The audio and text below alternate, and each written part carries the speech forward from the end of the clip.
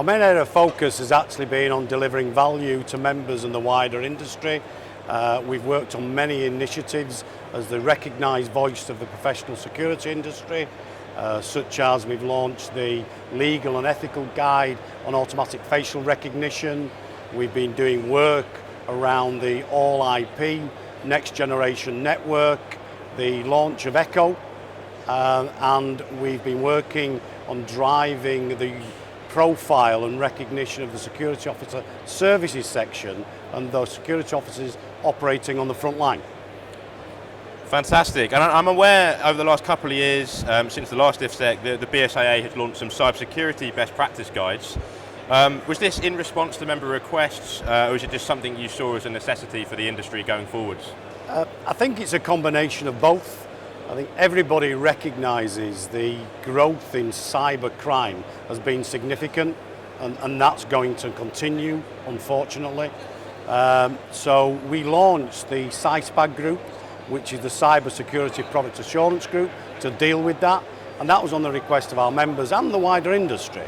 And the Cyber Security Product Assurance Group launched the Cyber Security guidance on the design, commission and installation of systems to enhance the cyber security. And we've taken that one step further, is that at IFSEC we're launching a self-certification scheme for manufacturers, and I'm pleased to say Eaton, one of our members, will be the first to sign up to that, and that's going to be followed shortly by a cyber security certification scheme for integrators, which is supported by the inspectorates of the SSIB and the NSI. Fantastic, and can you tell us a little bit more about the ethical guide to AFR?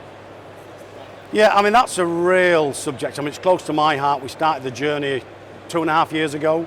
Is that AI and AFR, artificial intelligence and automatic facial recognition, gets a bad press, usually linked into the invasion of privacy and human right infringement. Now, our view, it's not the technology, it is how it is actually governed and deployed. So we've been working with lots of different government departments to raise and saying, it's not the technology, you shouldn't ban the technology. What we need is governance and compliance of usage of the technology. So to address that, we created the legal and ethical guide on automatic facial recognition usage.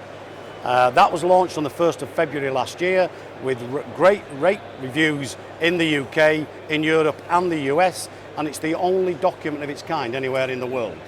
And that's now taken one step further. That's now been adopted by the BSI and will be developed into a BSI Code of Practice standard. And we're putting together a working group to actually create that. And for me, and I think for the BSI, this is a standard that's written by industry players for the industry. Absolutely. As a final one, what do you perceive to be some of the main trends in the physical security sector over the next 12 to 24 months? I think there's a lot happening in the physical security sector, and I think a real positive, those operating in the security officer services sector and those operating security officers on the front line played a critical role during the pandemic. You know, they actually staffed COVID test centres, they actually helped retail supermarkets to remain open. So there's lots of development, and I think probably one of the key ones is the introduction of the actual SIA top-up training licence, so it enhances the skills, and I'm delighted to say that Skills for Security, who is actually a wholly owned subsidiary of the BSIA, also now is able to deliver the SIA top-up licence training. You've got the Protect Duty coming out, which will play a key role, and that's being reviewed, and I know there's a number of webinars taking place here tomorrow morning on that subject. And then the final piece for us is about raising the profile of the security officer services sector and security officers and the critical role they play. And on our stand later today, we are launching an initiative at 12:30, which is a collaboration of many key industry stakeholders that will be collaborating to raise the profile of the sector and the quality and importance of the work they do and the importance of security officers. And hopefully you read more about that a little bit later.